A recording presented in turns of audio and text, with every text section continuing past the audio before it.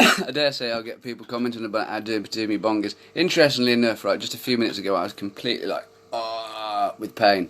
And I've just had myself a bong after that live feed. It's like, oh yeah, I've remembered everything I needed to say. So these things that cannabis destroys your mind is nonsense. I forgot to say, in the last video moments before, that whilst I have been obviously occupied with my family life, I have noticed some of the discussions within our community group sometimes get a little bit abrasive, insulting, and not really going along with the community ethos of we the undersigned have a human sovereign right to cannabis.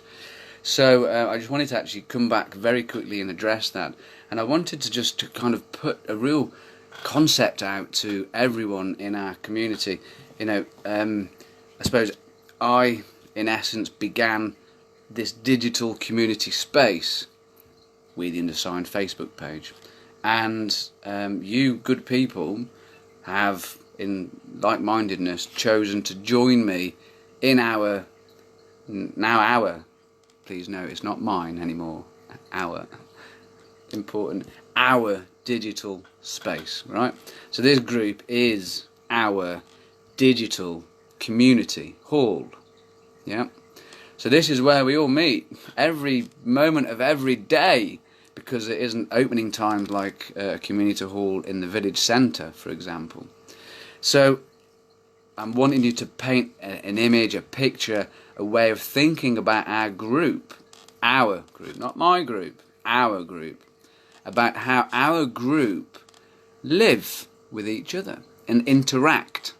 Because although we're in a digital space and we rarely have face-to-face contact where you can hear tone and intonation and pitch to voice and smiles and gesticulations, written text is interpreted and then usually misunderstood because of all of the lack of non-verbal communication. Spoken language is a tiny percentage of communication.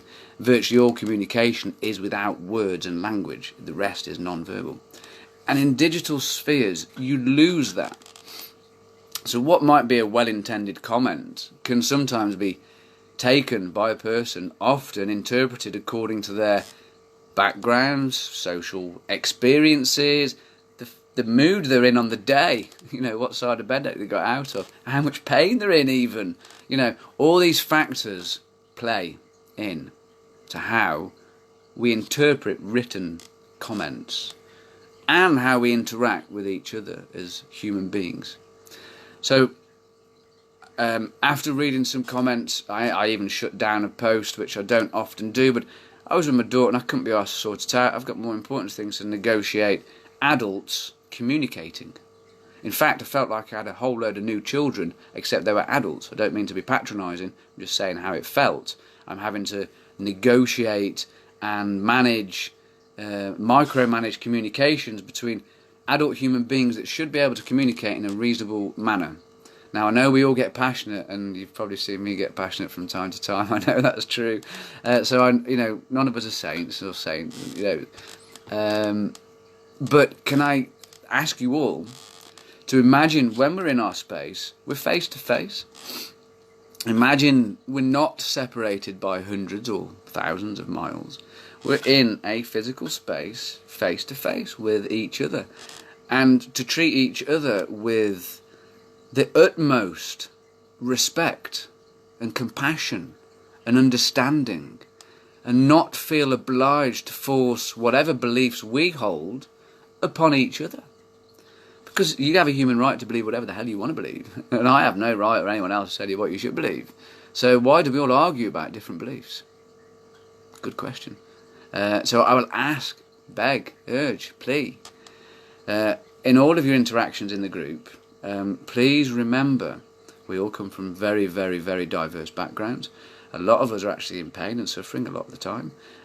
We have all kinds of physical and mental things going on, and we should all be a bit more loving and respectful and compassionate towards each other, and not ram each other's ideas down each other's throats, and not feel that everyone has to agree. It's okay to disagree.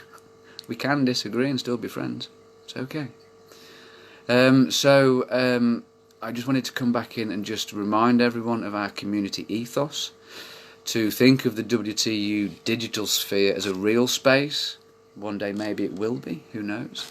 That would be nice, to actually have a real space where we could meet real people. But for the moment we have a digital space, and I ask you all just to respect each other, to discuss things nicely in an adult fashion.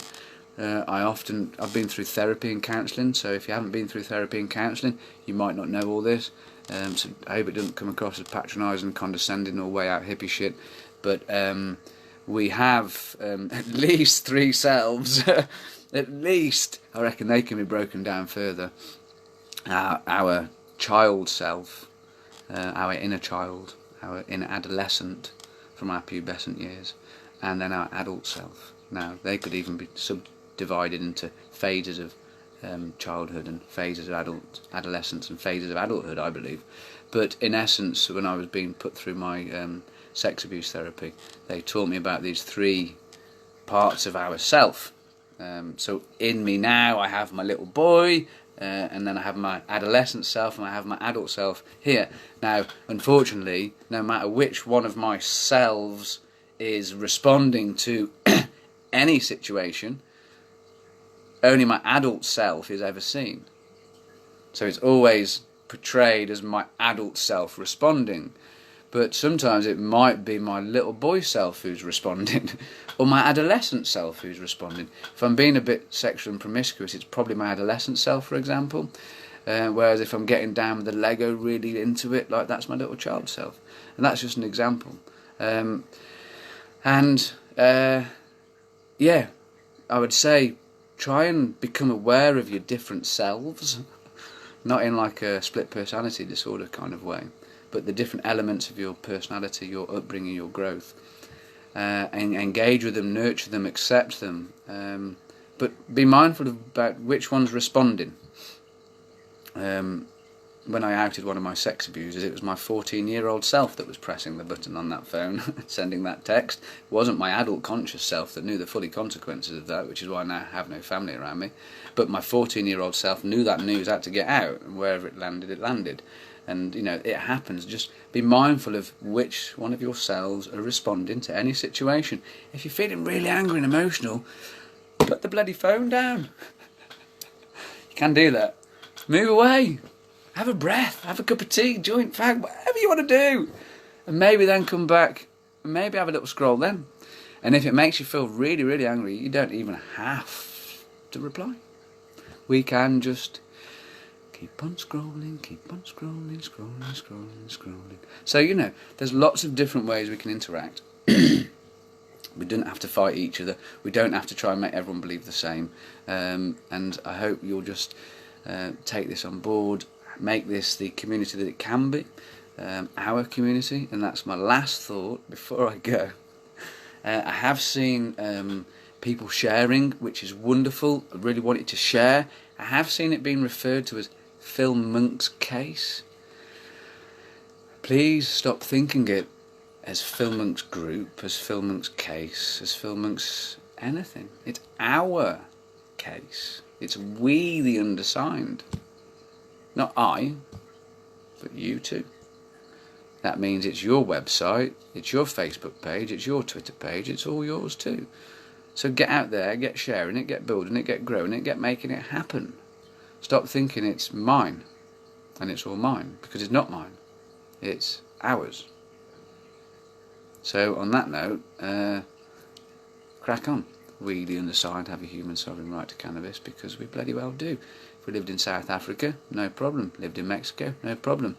Live in Britain, whoa, get you to prison, matey boy.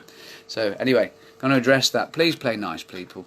Be mindful which self is responding in your discussions, and let's pray one day we have an actual physical space, mind you. Not if we have any of these flaming distance and COVID nonsense things. Love and peace, people. Keep smiling to keep your anandamide flowing, and that's it.